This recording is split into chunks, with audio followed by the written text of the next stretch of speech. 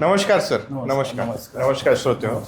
आज सर आपल्याकडं आले होते आणि सरांनी त्यांचा अनुभव थोडासा सांगितला का त्यांना बरं वाटतंय. तर आज आपण सरांकडून जाणून घेऊयात का सरांचं गाव कोणतं, नाव काय आणि किती दिवसापूर्वी आले होते आणि काय काय त्रास होतो. तर सर्वप्रथम सर नमस्कार. आपलं नाव काय सर? देवीदास साहेबराव पाटील, मुक्काम पोस्ट शेवगे बुद्रुक, तालुका पारोडा, जिल्हा जळगाव. हो, जळगाव.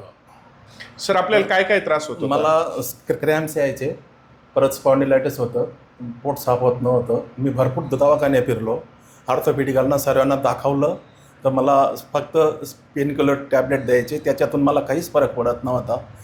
मी सरांचं फेसबुकवर गॅलेक्सी हॉस्पिटलचं हे पाहिलं आणि त्यानंतर मी इथं आलो आणि इथं आल्यानंतर मला 6 महिन्यात भरपूर फरक पडला आणि आज मी एकदम टकाटक आहे, आनंदी आहे. सर आले जसं ओपीडी मध्ये घुसले तसे आनंदच होते. मला फार चांगलं वाटलं म्हणजे. नाही तर सर त्यावेळेस काय काय एकंदरीत असं त्रास जाणवायचा आपल्याला? मला क्रॅम्प्स एवढे यायचे सर, भरपूर क्रॅम्प यायचे. म्हणजे झोपेतून उठलो की एक तास अख्ख्याच्या डोळ्यातून पाणी येऊन जायचं. कुठलेही टॅबलेट घेतल्या, भरपूर थेरपी घेतल्या, कुठंच काही फरक पडत नव्हता. हो. पण आपल्या इथं आल्यानंतर मला भरपूर समाधान वाटलं. आणि आज मी म्हणजे ही ट्रीटमेंट भेटल्यामुळे मी आज उभा आहे व्यवस्थित. नाही तर मला चालता बी येत नव्हतं. ऑपरेशन थिएटरमध्ये काम करत असताना गोळाला म्हणजे मला बसून जावं लागत, बसून घ्यायचे. अच्छा, तुम्ही हॉस्पिटलमध्ये?